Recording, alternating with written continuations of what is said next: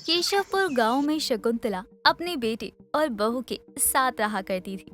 शकुंतला ने कुछ ही समय पहले अपने बेटे रघु की शादी की थी और शकुंतला की बहू सीता एक गरीब घर की लड़की थी, लेकिन वो बहुत ही सुंदर थी। बहू, अब तक तेरा खाना नहीं बना? तुझे मैंने कितनी बार कहा है सुबह जल्दी उठा कर। माँ जी, मैं जल्दी उठी थी और खाना भी बस हो ही गया है। अब खाना हो गया तो मैं क्या करूँ? तू पहले अपने राम जी को भोग लगाएगी, तभी उस खाने को कोई और हाथ लगाएगा। ऐसे ही ना जाने कितने दिनों तक मेरा रघु भूखा प्यासा घर से चला जाएगा। माँ जी, बस 5 मिनट का ही तो समय लगता है राम जी को भोग लगाने में। हाँ हाँ, जैसे तेरे राम भगवान तो खाने ही आते हैं तेरे पास। चल अब जल्दी से राम जी को भोग लगाकर रघु को खाना दे दे। उसे खेत में जाना है, तेरी तरह यहाँ पड़े पड़े खाट नहीं तोड़नी उसे। माँ जी, बस लगा रही हूँ, थोड़ा सा समय दो। सीता शुरू से ही राम जी को भोग लगाए बिना खाना नहीं खाती थी और वो अपने मायके से ही राम जी को भोग लगाकर खाना खाती और सबको खिलाती भी।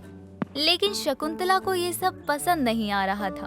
अब रघु के खेत जाने के बाद शकुंतला अपनी बहू सीता से कहती है, देख बहू, मैं तुझे ये नहीं कह रही कि तू राम जी की पूजा ना कर, उन्हें भोग ना लगा। ये सब अच्छा ही नहीं बल्कि पुण्य का काम है। लेकिन अगर घर का ही इंसान भूखा काम पर जा रहा है और भगवान को खुश करने के लिए भोग लगाए जा रहे हैं, तो ये भी तो सही नहीं है ना। जी माँ जी, मैं समझती हूँ आपकी बातों को। कल से मैं थोड़ा जल्दी उठूंगी और जब तक ये खेत में जाने के लिए तैयार होंगे, मैं अपने राम जी को भोग लगा चुकी होंगी। पूरी राम कहानी कह दी, लेकिन इसे अब तक सीता माता कौन थी ये समझ ही नहीं आया है। मैं कह रही हूँ तू पूजा पाठ कर, लेकिन भोग लगाने से अच्छा है घर के भूखे लोगों को खाना खिला दे। ये तो मैं नहीं कह सकती हूँ। मेरे राम को मैं रोज भोग लगाती हूँ और वो खाने भी आते होंगे, मुझे पूरा विश्वास है। अब अगली रोज सीता अपनी सास से भी पहले उठ जाती है और खाना पीना बनाकर राम जी को भोग लगाती है। हे प्रभु राम, आइए और भोजन ग्रहण कीजिए। राम जी आइए और भोजन ग्रहण कीजिए। बस कर, तेरे राम जी आ गए और उन्हें खाना भी खा लिया। चल अब जाकर रघु को खाना दे, बेचारा भूखा है, उसे खेत भी जाना है। जी माँ जी, मैंने उन्हें बोल दिया है, वो आकर भोग लगा लेंगे। मैं उनके लिए खाना निकाल दूं। अब सीता अपने पति रघु को खाना देने जाती है तो रघु खाने की थाली को दूर फेंक देता है। जी, आपने खाना क्यों फेंका? क्या हुआ आपको? खाने में मक्खी गिर गई है क्या, या कुछ और? चुपचाप बहुत समय से देखे जा रहा हूँ, इसका मतलब ये नहीं है कि तुम अपनी मनमानी करोगी। अरे रघु, क्यों सुबह सुबह गुस्सा कर रहा है? जाने दे, मैंने समझा दिया है ना, अब से ये पहले तुझे ही खाना दिया करेगी। नहीं माँ, मैंने बहुत देख लिया, इसे देख देख के मैं थक चुका हूँ। सुबह हो या शाम हो, हर वक्त राम जी आएंगे, राम जी आएंगे, राम जी आएंगे करती रहती है। अरे हम यहाँ बैठे खाने के लिए, आप बैठे हो खाने के लिए, हम ही नहीं देती है और राम जी को भोग लगाती है। बस ये कहती रहती है कि राम जी आएंगे, राम जी आएंगे। कहाँ आते हैं राम जी? तू शांत हो जा, मैंने उसे समझा दिया है। चल अब बैठ यहाँ।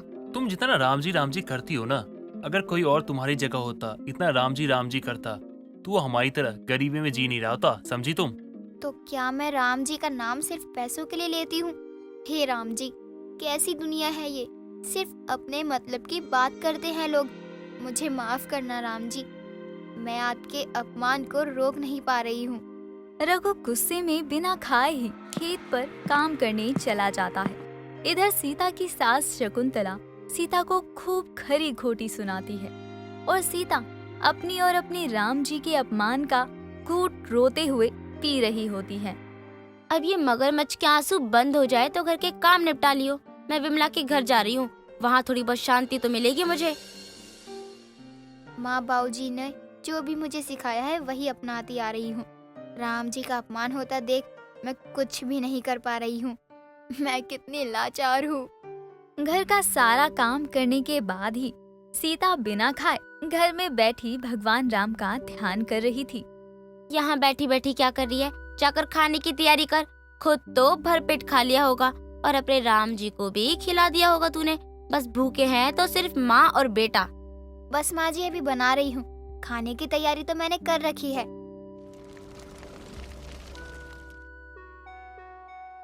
क्या बात है, एक ही बार में सुधर गई। आज अपने राम भगवान को भोग नहीं लगाया, या फिर भूल गई? जाने दे, राम जी की पूजा पाठ कर ले, वही बहुत है। और भगवान भी कौन सा खाने ही आते हैं।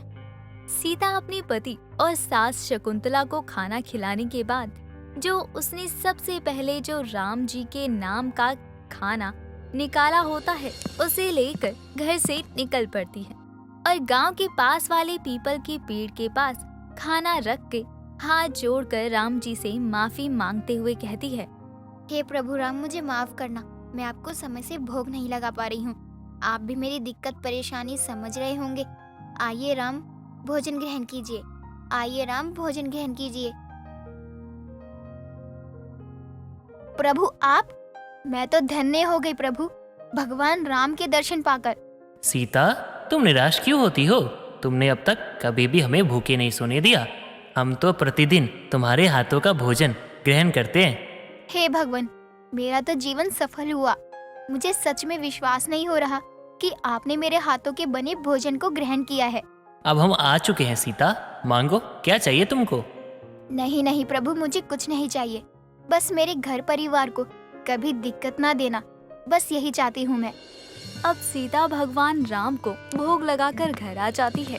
ऐसे ही हर रोज सीता खाना बनाने के बाद राम जी के लिए भोग निकाल कर अलग कर लिया करती और जब भी उसे समय मिलता तो वो अपने गांव के पीपल के पेड़ के नीचे भगवान राम को खाना देने पहुंच जाती थी। एक रोज देर शाम जब सीता सभी को खाना खिलाकर खाने से भरी प्लेट घर से लेकर निकलती है तो उसे शकुंतला देख लेती है।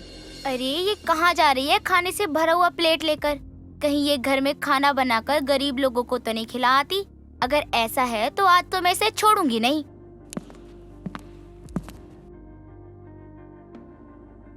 हे प्रभु राम, आइए और भोजन ग्रहण कीजिए। हे भगवान, अब इसे घर में भोग नहीं लगाने देती हूँ तो ये यहाँ आती है क्या? क्या करूँ मैं इस औरत का? हे भगवान, लीजिए, भोजन ग्रहण कीजिए। और आज मैं आपके लिए तरह तरह के पकवान लाई हूँ। सीता, ये तो तुम्हारी भक्ति की शक्ति है जो हम खुद यहाँ आकर तुम्हारे हाथ का भोजन ग्रहण कर रहे हैं। मेरे अगले पिछले सारे जन्म कर्म सफल हो गए। प्रभु, मैं धन्य हो गई।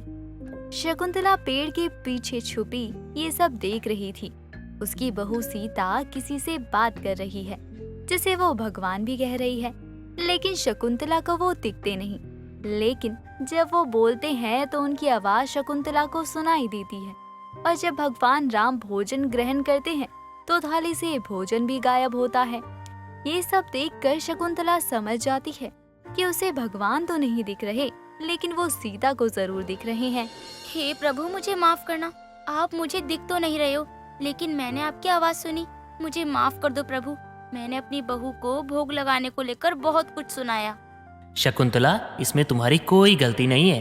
तुम्हारा कहना ठीक था कि पहले परिवार वालों को खाना देना चाहिए, उसके बाद भगवान को लगाना चाहिए। और हम तुम्हें बता दे कि हम तो सीता की परीक्षा ले रहे थे और देखो, सीता ने हमें भोग लगाना नहीं छोड़ा। शकुंतला को भी समझ आ गया था कि उसने एक बार को गलत जरूर किया, लेकिन शकुंतला की ही वजह से सीता को भगवान के ही दर्शन हुए।